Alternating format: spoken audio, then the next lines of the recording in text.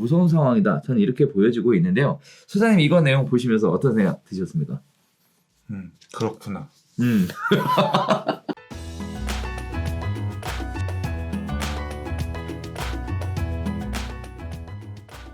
자, 6번째 이야기 가볼게요.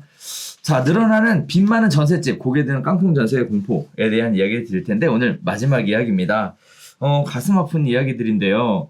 집주인의 대출과 전세보증금의 합이 집값의 80%를 초과하는 빚 많은 전세주택 계약이 올해 들어 다시 급증하고 있다는 소식입니다. 최근 전세 가물을 맞아서 빚이 많아도 들어가 살겠다는 전세 수요가 많아졌기 때문이라고 하는데요. 1월부터 지난달까지 발급된 HUG의 전세보증금 반환 보증 가운데 부채 비율이 80에서 100%에 이르는 주택은 전체의 43.66%라고 얘기합니다.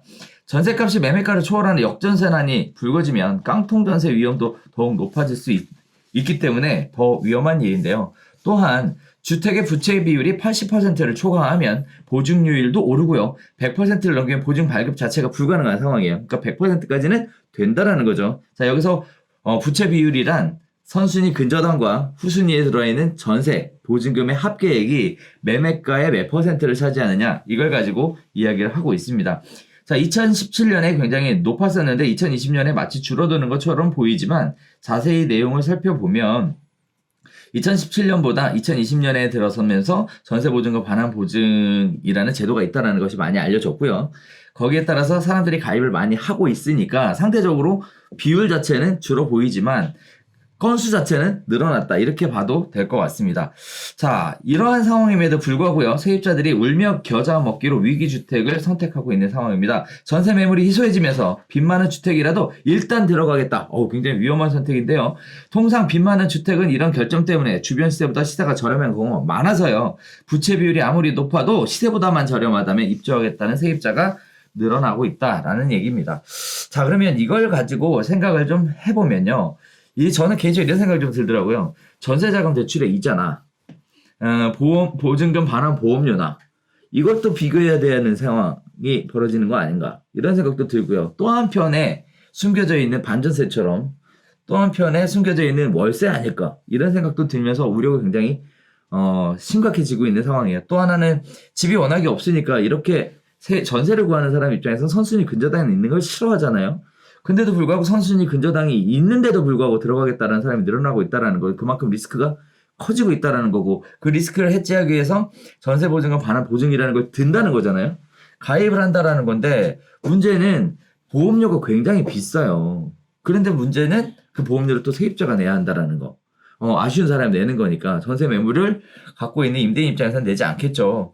자, 그래서 이런 부분들을 종합적으로 고려해보면 전세 시장이 시끄럽고 또 가격이 많이 올라가는 거에 따른 세입자에 대한 또 다른 부담감, 또 경기가 항상 좋다라는 법은 없잖아요. 언젠가 변곡점을 맞이할 수도 있는데 이렇게 되면 기사에서 언급했던 깡통 전세에 관련된 부분도 또 역전세난에 관련된 부분들도 이슈화가 될 것 같아서 굉장히 좀 무서운 상황이다. 저는 이렇게 보여지고 있는데요. 소장님 이거 내용 보시면서 어떤 생각 드셨습니까? 그렇구나. 그렇구나 생각하셨어? 이게 아파트 시장에는 전혀 상관없는 얘기잖아요. 아파트 시장은 거리가 좀 이 얘기는 있죠. 아파트는 이런 상황이 아닌 것 같은데 뭐 지방의 아파트 일부 이런 곳이 있을지 모르겠지만 서울 지역에서 아파트는 뭐 이런 상황은 아닐 것 같고 주로 이제 뭐 투룸 원룸 그쵸. 그러니까 이게 좀 빌라나 다세대 단독주택 이런 열리. 쪽의 얘기일 것 같단 말이에요. 그래서 근데 아무튼 이렇게까지 선택을 할 수밖에 없는 궁지에 몰린 세입자들이 많다라는 거. 네, 그 상황 자체가 먼저 가장 안타까운 것 같고요. 저는 그냥 놀라운데 100%까지 돼도 이거 보증보험을 해줘? 해줘요. 싶을 정도로. 이건 뭐 모르겠어요. 문제인가? 문제가 아니고? 아니, 그러니까 이거는 보증보험 반환료라고, 그러니까 보증보험이라고 하는 제도도 있고, 어쨌거나 보증금을 보호해주기 위해서 제도도 있는 거고. 그러니까 결국 임차인 입장에서는 어느 쪽이 유리할지를 선택하면 되는 거잖아요. 월세 살까. 이 보증보험 가입해가면서 전세 대출 받아서 전세 살까? 선택권 중에서 맞는 것들을 찾아서 하시면 되는 거 아니야? 아니지. 그리고 조금 더 들어가 보면 이렇게도 볼 수 있잖아요. 예를 들어 시세가 5억이에요. 전세 시세가. 근데 선순위 근저당이 있어서 뭐 예를 들어 4억에 들어갈 수 있어요. 그런데 1억에 대한 차이가 생기는 거잖아요. 근데 난 4억밖에 사실은 없어. 그래서 1억을 전세 보증금 대출을 전세자금 대출을 받아야 되는 거지. 1억에 대한 전세자금 대출이 싸냐? 아니면 4억에 들어가서 4억에 대한 보증금 반환 보험료가 싸냐? 이거를 비교를 해봐야 되는데 제가 개인적으로 볼 때는 보험료가 더 비싸거든요. 전세자금 대출 받는 것보다. 그럼에도 불구하고 이렇게밖에 들어갈 수 없다는 얘기는 물건 자체가 5억에 들어갈 수 있는 전세 자체가 없기 때문에 이런 일이 발생하는 거다. 그래서 더더욱 위험한 사태가 벌어지고 있는 거 아니냐? 이렇게 보고 있는 거거든요. 제 관점에서는. 네. 오늘 고개만 끄덕일 지금 판이야. 네. 이게 근본적인 문제는 똑같아. 아까 처음에 얘기했던 것처럼 전세 매물이 없어. 원인은 맞아요. 그거잖아요. 맞아요. 그걸 어떻게 해결해줘? 맞아요. 그러니까 이거는 뭐 안타까운 상황인데 참 위험하네요. 월세라도 가야겠네요. 그냥 그런 얘기 정도밖에 안 되는 거죠. 그냥 유리한 쪽을 택해서 본인이 가셔야 될 것 같습니다. 그 정도밖에 할 말이 없네. 그러니까 그래서 제가 우려하는 거는 이러한 선택을 할 수밖에 없는 그 실수요자들이 많다라는 거. 또 하나는 이게 진짜 나중에 가서 이게 어쩔 수 이게 말할 수가 없는 게 봐요. 왜? 합쳐서 80% 100%라 그랬는데 그 얘기는 매매가 그만큼 상대적으로 싸다는 거잖아요. 전세 아니지. 대출이 뭐 더 많다. 시세 기준으로 하는 거니까. 그거하고는 상관이 없고. 그리고 또 하나는 이제 나중에 가서 정말 뭐 그런 일이 안 생기면 좋겠지만 역전세난이라도 생기게 되면 사실 세입자 분들 입장에서는 보험을 가입했기 때문에 보증금 반환을 돌려받는 데 문제가 없겠지만 임대인 입장에서는 이것도 난리 나거든요. 네, 계속 끝까지 쫓아가니까. 네, 그래서 이런 부분들 종합적으로 또 여러 가지 문제를 야기할 수 있는 부분들이 내포하고 있어서 저 개인적으로는 이거 보면 삽삽한 심정이었어. 난 잘 모르겠어. 죄송합니다. 네, 이게 저도 죄송합니다. 네. 자, 그래서 이렇게 얘기 나누면 오늘 얘기는 다 드린 것 같아요. 뭐 판단은 시청자분들께서 나는 이거 7번 얘기는 내가 이해가 잘 안 가서 빼고 올려야겠다. 내 거 올릴 때 빼고 올려야겠다. 그런 것 같다. 자, 여기까지 얘기를 쭉 나눠봤는데 이제 연말 천만원 불면서 연말이잖아요. 이제 본격 연말 도입했는데. 연말입니다. 그러니까 내년 준비 슬슬 하셔야죠, 수장님. 내년 지금 계속 고민입니다. 내년에 어떻게 살아야 되나. 내년에 뭐 먹고는 내년에 먹고 살긴 살겠지. 앞으로 미래를 어떻게 대비해야 되나. 이제 이런 걱정이 계속 있네요. 내년 어떻게 사실 거예요? 저는 사실 좀 뭐랄까요, 조금 뭐 제가 제 손에서 우려할 바는 아닌데 조금 오늘 기사에는 다루지 않았지만 위험한 기사가 지금 하나 나와 있는 상황. 어떤 기사요? 그 매경에서 회원사 16만 회원사 아니 16,000이구나. 16,000 회원사의 정보를 받아서 임대 관리 사업자 같은 회사를 법인을 등록했더라고요. 그리고 그것을 통해 그 매물이 나오면 광고를 해서 무슨 표시 광고 관련된 부분에 저촉이 되지 않게끔 해주겠다. 뭐 이런 식의 얘기들이 기사에 나오고 있는데. 그러니까 중개업 쪽에서 큰 중개업의 홍보 이런 쪽에서 또는 아니야. 그걸 좀 더 들어보면 이런 거예요. 근데 그동안 부동산 중개업소에서 네이버 부동산에 광고를 하려면 매경에다가 매물 정보를 줬잖아요. 네. 근데 매경에서 이 데이터를 가지고 임대사업이라는 회사를 만드는 거예요, 지금. 그 정보를 가지고. 임대관리업 회사를. 그래서 본인들이 만기 날짜 체크해가지고 다 나오잖아요. 전화번호도 들어가 있잖아요. 그거 가지고 자기네들이 확인을 해서 물건이 나오면 일선의 중개업소에 다 뿌려주겠다. 그리고 또 계약이 되면 내려주겠다. 이런 식의 서비스를 제공하겠다라는 건데 이게 되게 위험한 발상이거든요. 왜냐면은 중개업소로 하여금 그 데이터를 가지고 재활용하게 가공하겠다는 동의를 안 받았거든. 그리고 그렇게 할 수도 없는 거거든요. 왜냐하면 중개사의 정보가 아니라 고객의 정보거든요.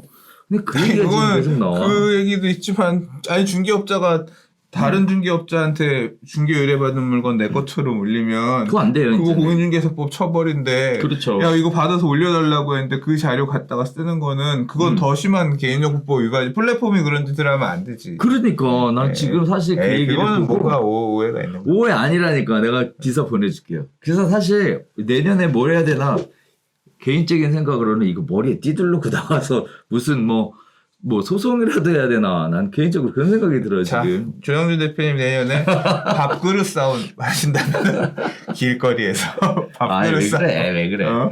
자, 그래서 그런 부분들이 우려되고 있는 상황이고요. 저는 개인적으로는 사실 내년에 초에 시스템이 좀 바뀌어요. 네, 그래서 지금 벌써 이번 달 초부터 10월 초부터 기획을 하고 있는 상황이거든요. 그래서 좀 방법을 바꾸려고. 그동안 이제 네오비 TV에 이제 별별 수다라든지 또는 뭐죠? 부동산 동서남북. 그거는 채널이 달라요. 아, 그래. 네. 그래서 공인중개사 관련된 부분이라든지 이런 컨텐츠를 계속 올렸었는데 그래도 이제 꾸준하게 하다 보니까 시청자분들이 관심 가져주셔서 이제 겨우 이제 3만 명을 목전에 두고 있습니다. 네. 잘하면 11월 초에 되지 않을까 기대하고 있는데요. 3만 명 되면 좀 방법이 바뀌잖아요. 그래서 컨텐츠를 좀 풍성하게 만들어볼까 생각을 하고 있어요. 직원분들 힘드시겠다. 여기는 별로 걱정 안 돼. PD님이랑. 그러니까. 스트레스가 이제 눈 밑에 이제 이거 다크서클들가 있네. 그래서 풍성하게 만들어볼까? 그래서 그동안은 공인중개사 창업에 관련된 코너 하나, 그다음에 실무에 관련된 코너 하나, 그다음에 계약서 작성에 관련된 코너 하나, 상가에 관련된 코너 하나 이런 형태로 해서 그런 거를 이제 멤버십 형태로 제공해 볼까라고 생각하고 있어요. 별별 수단은 누구나 보실 수 있게끔 열어드리면서 유료 컨텐츠 사업 하신답니다. 네, 그 생각을 하고 있어요. 근데 왜 그러냐면 모시는 분들한테 교통비며 저는 되게 좋다고 생각해요. 저는 있어서. 엄청 좋은 일이라고 생각해요. 이게 유튜브를 통해서 구독 서비스, 구독자들한테 그런 차별화된 컨텐츠를 제공하는 게 대신 또 이런 부분도 있을 것 같아요. 우리 서울에서만 진행되는 강의들이 있잖아요. 이제 지방에 계신 분들은 혜택을 못 보거든요. 이런 부분들을 이해하기 쉽게끔 풀어서 조금 이렇게 안내해드리는.